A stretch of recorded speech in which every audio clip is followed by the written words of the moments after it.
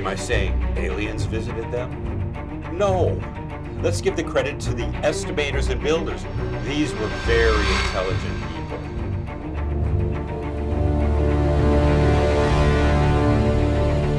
Is it possible they even calculated loss of life into their estimates?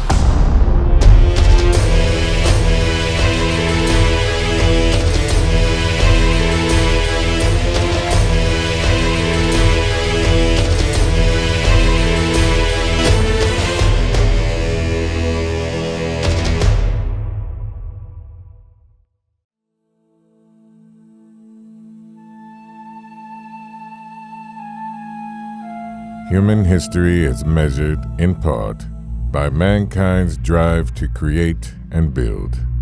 As we dig further, archaeological evidence proves early estimators and builders had incredible knowledge of planning, measuring, and construction. There are remains of monumental cities, towers, and massive walls of brick built 11,000 years ago. Remnants of technological marvels that remain awe-inspiring even today. This is where the story of Ancient Estimators begins. We believe mankind's first floor plan basically was a perfect circle, almost perfect circle, scratched into the ground. The way they were able to achieve this was driving a peg into the ground, tying some string to it, pull it back nice and tight, put a stick into it, and just walk that stick around in a circular fashion, scratching that nice, perfect circle into the earth.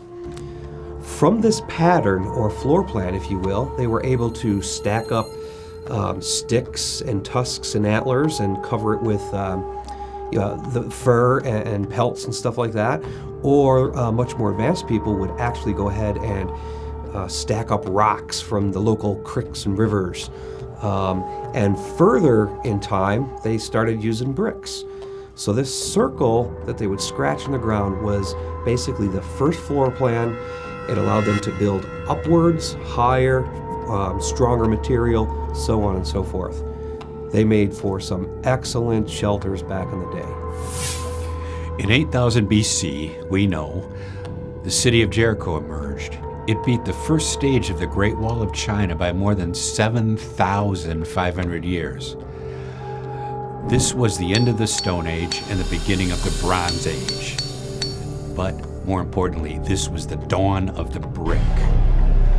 Bricks were breakthrough technology, more important than the wheel, which wasn't invented for another 4,500 years. Bricks changed everything. They are the building blocks of civilization. In fact, herds of woolly mammoths still roamed for another 6,000 years. When they were finally killed off, the time the Great Pyramids were already 1,000 years old. The ancient mud brick was absolutely crucial to early construction. It is, in essence, the cornerstone of estimating. Once mankind has established a system of measurement and rating, it allowed them to begin to cookie cutter the bricks. So the basic process was build your mold, 1 mold per person, maybe 10 people, whatever. Go ahead and collect this clay, put it in the mold, and then let it harden for a specific period of time. And after that time, you can go ahead and begin building with these bricks. So you can see how estimating at this point is starting to play a role in early mankind. I got 10 people, each one has a mold. I need them to build 30 bricks a day, or whatever the figure is, in order to achieve my end goal, which is a temple, a house, or storage facility. Ancient estimators and brick masons made bricks from mud dredged from river bottoms. They were formed in molds, and they hardened in the sun for 5 to 6 weeks. They became building blocks of a standard size, which estimators could use to calculate the number of bricks, estimated drying time, and manpower needed to build the walls and buildings. Over time, bricks were improved by adding straw, mud and ash to the clay. Next, they were baked in kilns. That was another breakthrough because they became much stronger and weather resistant. So all this building was going on in Mesopotamia. Because it's an ideal region for cities with ample fresh water, fertile soil, and a mild climate for farming, the people no longer depended on the hard nomadic life. They had the time and resources to build permanent, protected dwellings with the advanced brickmaking and fortress design. They used the formidable casement double wall system developed in Jericho throughout Mesopotamia. The inner wall was 30 feet tall with a 20-yard steep incline of packed earth between the inner taller wall and the towers.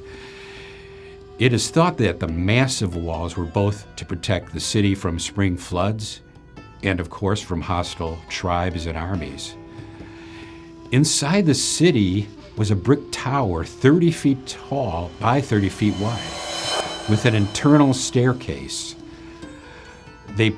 This takes some ingenuity. They estimated what it would take to build an internal staircase, and they were doing it, of course, to protect their armies. It was strategically placed to rain down arrows into that kill zone.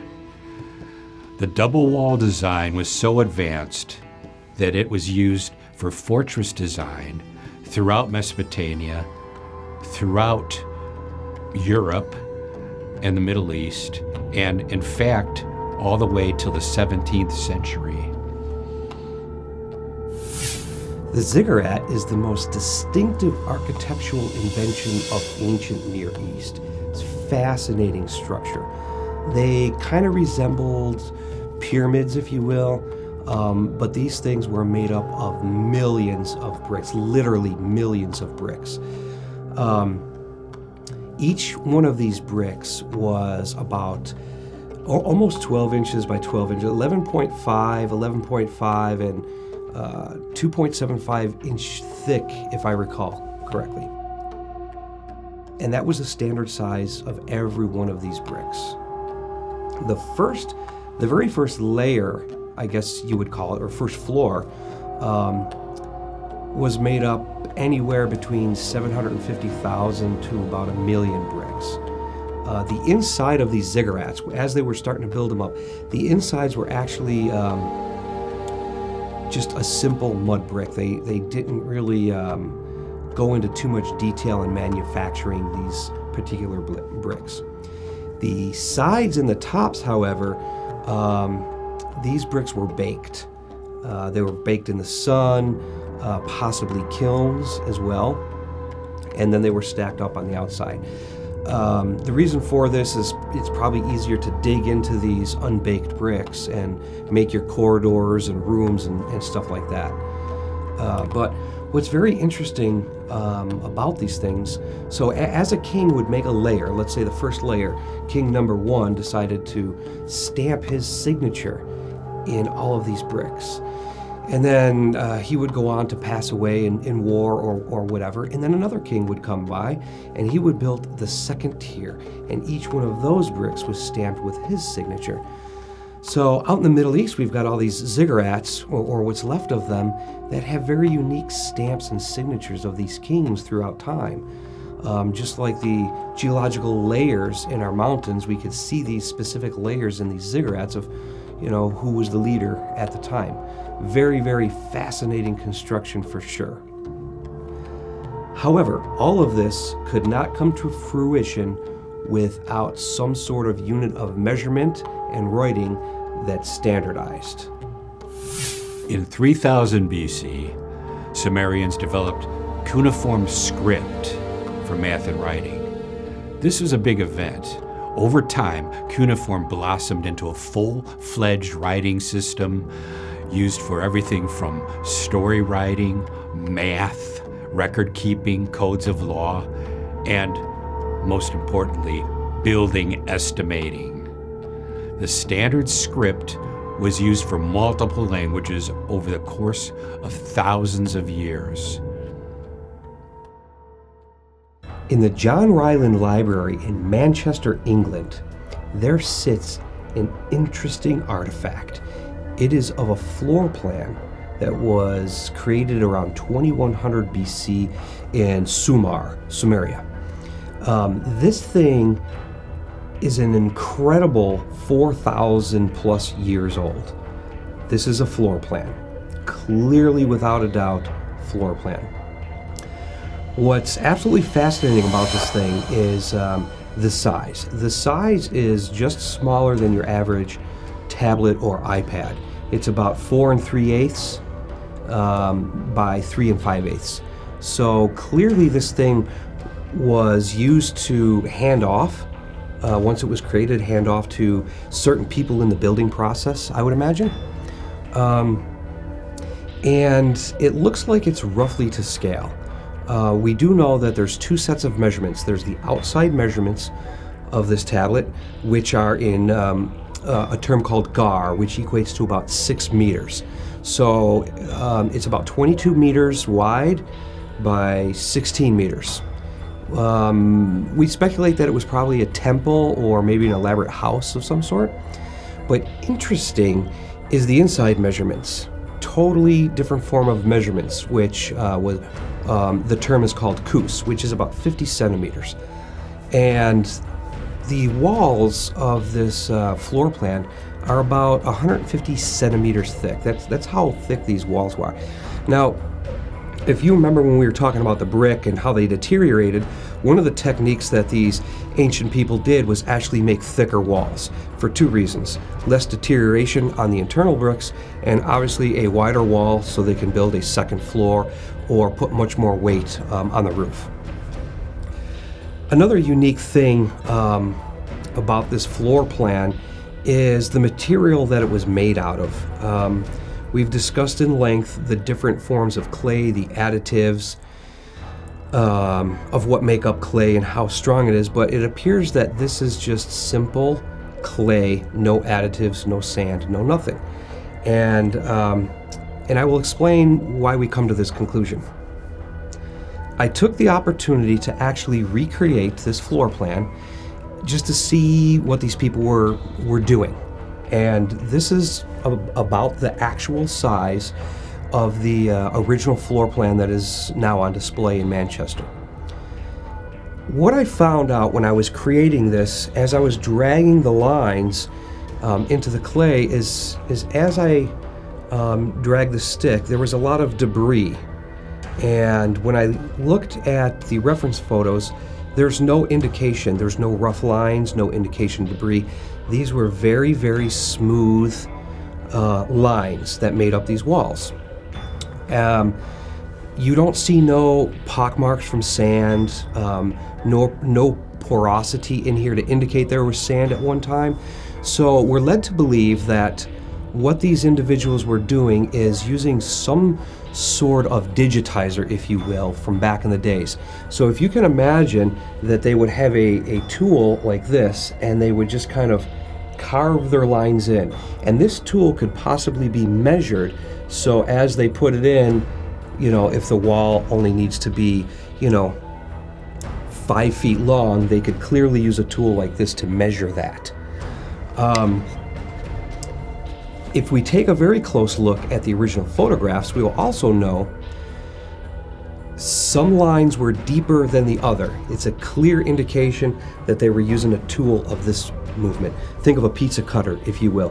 When you start lifting the pizza cutter up, that's what we see as we study some of the lines in this floor plan.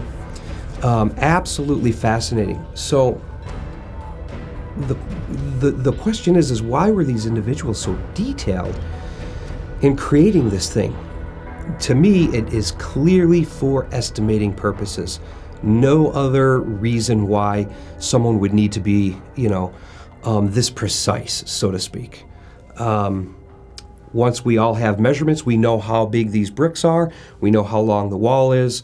Now I can start handing off measurements to the other construction workers to start building the materials and gathering the bricks and the wood required to build that particular floor plan. The tablet floor plan you just saw was state-of-the-art for estimators at that time. The question is, were these measurements to scale? Were the drawings accurate, or just a basic outline of notes for the builders to follow? We brought in an expert, Katie Prickard, to load the drawing into digital estimating and takeoff software to get her opinion. So what's the impact of having a little clay tablet with a house plan on it? Well, the thing is it just a drawing, or was it intended to help facilitate somebody's home, somebody's living space? And it was intended with great care to have specific measurements and help a whole team pull together and make that happen. So when you have an accurate plan like that, it helps you make sure that you have a structurally sound building. It helps you make sure that you have a whole team all on the same page. And it helps you have a tool that you can start to calculate the number of material items you need and start to estimate what your labor cost is going to look like. So it's important. It's important. I don't know what measurement tools people had back in the day, but I know that estimating has evolved, and we have gone from tape measures and highlighters and pencils and calculators to digitizer pens, and then ultimately to digital takeoff solutions like what I have. And so what I decided to do was pull that image into my digital takeoff solution. I used the image from the John Ryland Library of the clay tablet, loaded it right in. I have a program that allows me to take those PDFs and to scale them off of something you know the distance of on that drawing. And the thing is, whoever created this tablet marked his measurements right there on the tablet. So that was easy. We took just one of them and tried to see if we could scale the rest of the tablet. You know, if this particular wall is X amount thick, is the rest of the structure relational to that? Is it accurate? And so I loaded it in, and we had to use some tools online to help make conversions from ancient units of measure to modern day units of measure. And the cool thing is that we found that the measurements across the whole tablet were accurate within a few millimeters. It was very exciting to see that. I grabbed a colleague to come in and take a look at it because it's a connection with an estimating team or a builder from over 4,000 years ago. And why is that important? Well, because it shows that we have a familiar process of planning and preparing before we build, which is something that we still do today. And it was a real pleasure to be a part of being able to take a look at an ancient blueprint by an ancient estimator. At its zenith, the kingdoms of Mesopotamia stretched from the Nile River to the Persian Gulf. The largest cities were expansive. They housed libraries, storing massive collections of tablets. In fact, Hammurabi's codes of law, based on an eye for an eye, were established at this time and written on tablets. Incidentally, one law covers builders who do terribly shoddy work.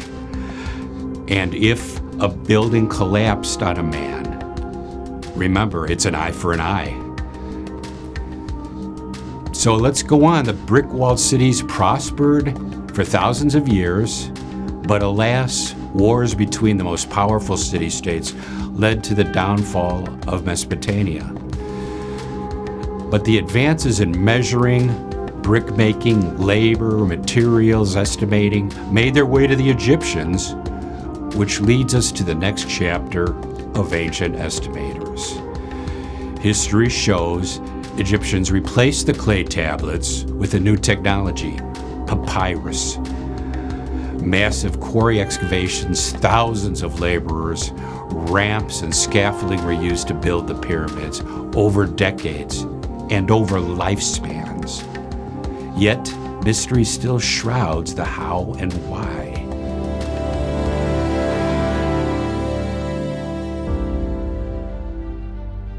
As we delve further into the series, learn how ancient estimators were able to pull off some of the most impressive structures of their time.